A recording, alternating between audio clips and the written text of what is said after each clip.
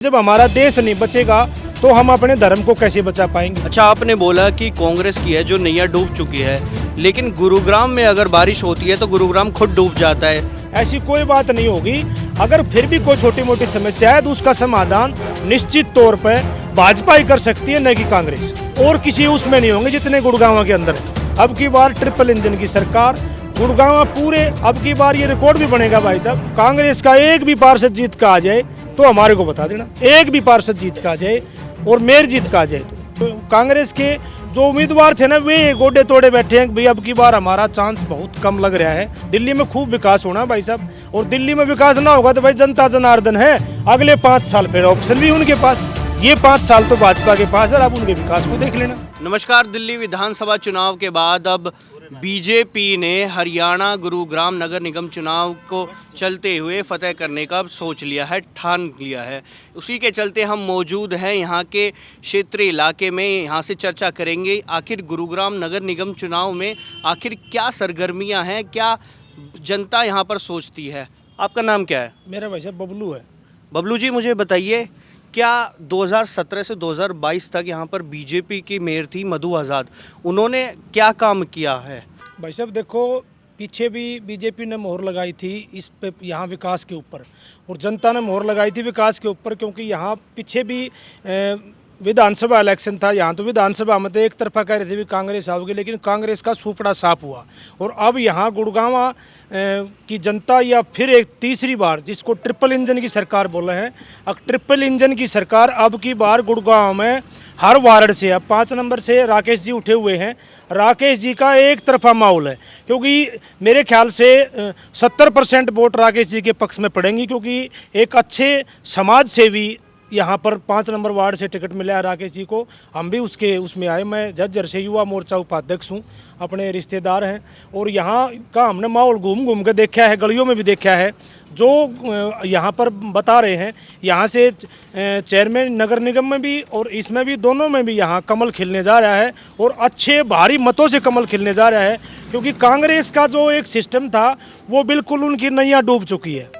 कांग्रेस ने तो ये कांग्रेस के जो उम्मीदवार थे ना वे गोडे तोड़े बैठे हैं भाई। अब की बार हमारा चांस बहुत कम लग रहा है, और हम ये चाहते हैं कि भाई पब्लिक भी ये चाह रही है कि विकास का पहिया ट्रिपल इंजन की सरकार में है। सेंटर में मोदी जी बैठे हैं, स्टेट में नायब सैनी जी बैठे हैं, और यहाँ भी हम मेयर भी यहीं से बीजेपी का होगा, और यहाँ से वार्ड से मेंबर भी हमारे पार्षद जी भी बीजेपी के ही होंगे। अच्छा, आपने बोला कि कांग्रेस की है जो नैया डूब चुकी है, लेकिन गुरुग्राम में अगर बारिश होती है तो गुरुग्राम खुद डूब जाता है। सेंटर में बीजेपी सरकार है, यहाँ पे भी बीजेपी सरकार के, तो आपको नहीं लगता जनता के लिए यहाँ पर काम होने चाहिए? जैसे कूड़ा हो गया, बिजली हो गई, यहाँ पर जाम लग जाता है, उसके लिए क्या लगता है आपको, कौन जिम्मेदार है? देखो भाई साहब, ये तो आप जो बात कह रहे हैं ना, देखो छोटी मोटी समस्याएं तो हर शहर में होती हैं। तो नगर निगम इसीलिए ही तो बनाया जाता है। नहीं, समस्याओं का समाधान भी निकालेंगे भाई साहब। ऐसी कोई बात नहीं होगी।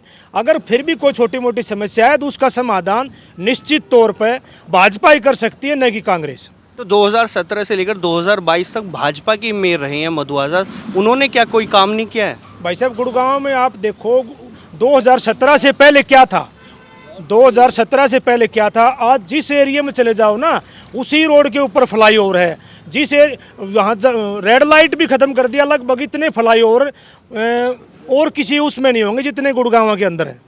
अंडरपास की तरफ देख लो, और जो आप पानी की कह रहे हो, पानी की निकासी का भी वो भी समाधान, अब अंडरपास के ऊपर छत दी जा रही थी। अब लगभग सारा समाधान आहिस्ता आहिस्ता सब समाधान होएगा भाई।